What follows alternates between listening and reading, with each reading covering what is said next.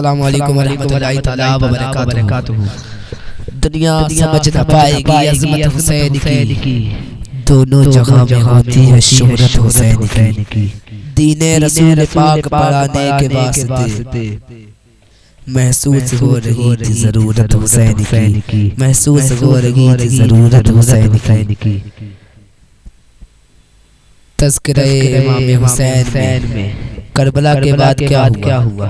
جب سب کو شہید کر دیا، ان کی لاشوں پر گھوڑے دوڑائے، جو غریب آبادیوں کے لوگ تھے انہوں نے لاشوں کو اکٹھا کیا، بہت سو کو انہوں نے دفن کیا، امام حسین کو دفن کیا۔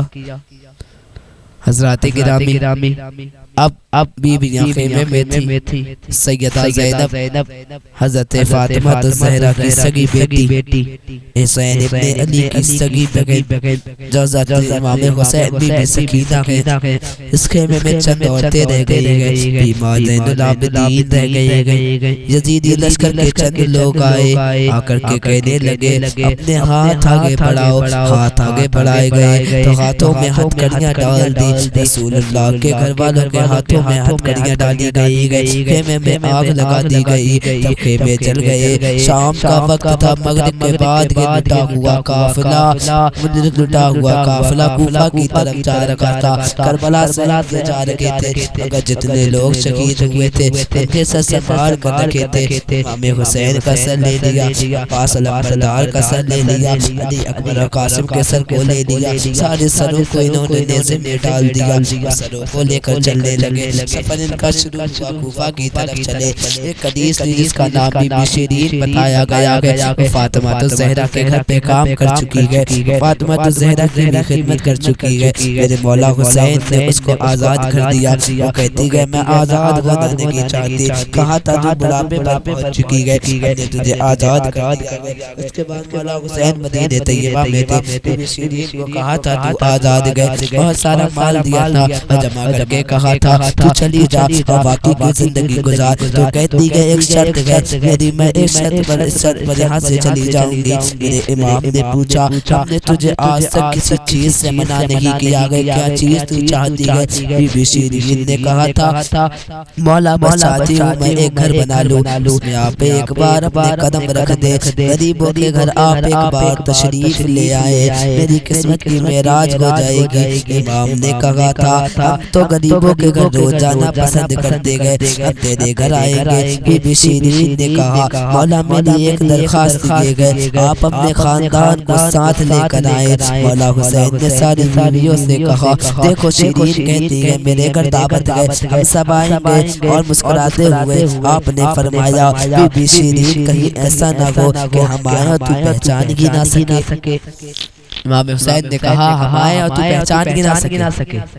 اتنا سننا تھا وہ قدموں میں گر گئی اور کہنے لگتی ہے اے مولا حسین میں آپ کے گھر کی کھائی ہوئی ہوں، آپ کی پروردہ ہوں، آپ کو پہچانوں گی کیوں نہیں، آپ کو میں پہچان لوں گی، ایسا نہیں ہو سکتا ہے کہ میں آپ کو نہ پہچانوں۔ وہ خاتون گئی کوفہ کے قریب ایک چھوٹی سی بستی میں اپنا گھر بنایا، بڑا اچھا سا گھر ہے، اس کے بستی والے اس کی بڑی عزت کرتے تھے کہ یہ فاطمہ کے گھر کام کری ہوئی گئی، سب کے گھر جاتی اور کہتی لوگوں میں نے گھر بنایا اور پیغام بھیج دیا گیا، دیکھنا فاطمہ کے شہزادے تشریف لائیں گے، وعدہ کیا گیا ایک بار وہ میرے گھر آئیں گے۔ بستی والے کہتے تھے کہ میری قسمت ہے میرے گھر مولا حسین آنے کی بات کرتے گئے۔ ایک بار جیسے بی بی شیرین کو خبر ہوئی حسین مدینہ سے مکہ نکل چکے گئے اور مدینہ سے کوفہ آنے والے گئے، اس نے پیغام بھجوایا، اپنے گھر کو سجوانا شروع کر دیا۔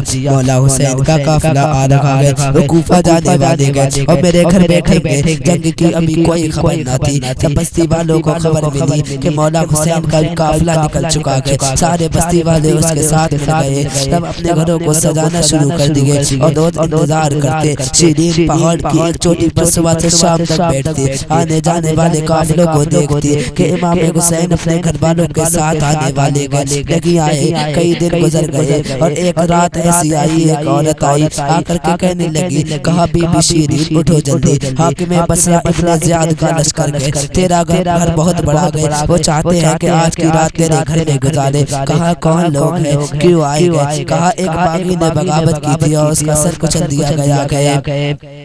اس کا سر کچل دیا گیا۔ اس نے پوچھا کس سے جنگ ہوئی تھی، کون سا باغی تھا، کس سے جنگ ہوئی تھی؟ اس نے کہا خبر نہیں کہ کس سے جنگ ہوئی تھی۔ اس نے کہا پہلے حاکم کا قافلہ گئے، گھر کے دروازے پر کھڑا گئے تو میں دروازہ کھول دیتی ہوں۔ دروازہ اس نے کھولا، بہت سارے لوگ ہیں، رات کا وقت ہے، شہزادوں کے سب میزے پر ہے۔ امام حسین ابن علی کا چہرہ دھول سے اٹا ہوا تھا، بیویاں سب قیدی بنا کر لائی گئی تھی، سب جکڑی ہوئی تھی، چہرے ان کے بالوں سے ڈھانپے ہوئے تھے۔ اس خاتون نے دیکھا کہاں قیدی آئیں گے، اور میرے گھر مولا حسین کہتے تھے قیدیوں کے ساتھ اچھا سلوک کیا جاتا ہے، کہ قیدیوں کے ساتھ بھی اچھا سلوک کرنا چاہیے۔ اس نے اپنے گھر کے اندر سب کو داخل کیا، جو سپہ سالار تھے سب کو اندر بلایا، رات گزارنے کی جگہ تھی، رات گزارنے کی جگہ دے دی، بیویوں کو صحن میں ہی باہر چھوڑ دیا گیا۔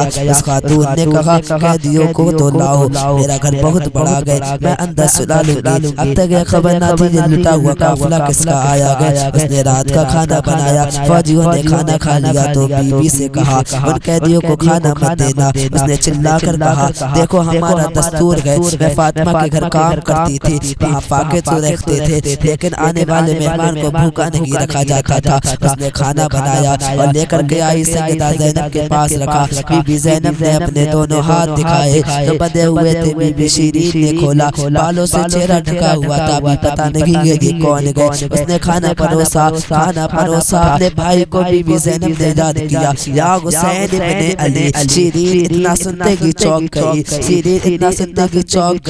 کہ شیرین نے پوچھا تم یہ نام کیوں لے رہی ہو؟ یہ میرے آقا کا نام ہے جس کی میں بانی تھی۔ بی بی زینب کہتی ہے شیرین ہم نے تجھے پہچان لیا، کیا بھائی نہ کہتے تھے کہ ہم ایک دن تیرے گھر پر آئیں گے، تو پہچان نہ سکے گی؟ یہ جو نیزے پر سر رکھا گئے، اونچے نیزے پر جو سر گئے وہ امام حسین کا گئے، یہ عباس علمبردار کا سر گئے، یہ قاسم کا سر گئے، یہ علی اکبر کا سر گئے۔ حضرات گرامی بی بی شیرین نے دیکھا، پکار کر کہا مولا کیسی مہمان نوازی کا وقت تو نے مجھے دیا، اس طرح بھی کوئی مہمان بنتا گئے۔ بے ہوش ہو کر گر گئی، پانی ڈالا جاتا ہے وہ پھر ہوش میں آ جاتی ہے۔ سچ کہا تھا مولا حسین نے شیرین ہم تو وعدہ کیا ہے آ کر لگیں گے، کہا بھی تھا کہ تو ہمیں پہچان نہ سکے گی، تو ہمیں کہیں ایسا نہ ہو تو ہمیں پہچان نہ سکے۔ آپ اس حالت میں میرے گھر آئے کہ میں پہچان نہ سکی، گمان بھی نہ تھا کہ فاطمہ کے شہزادے کا کٹا ہوا سر آئے گا۔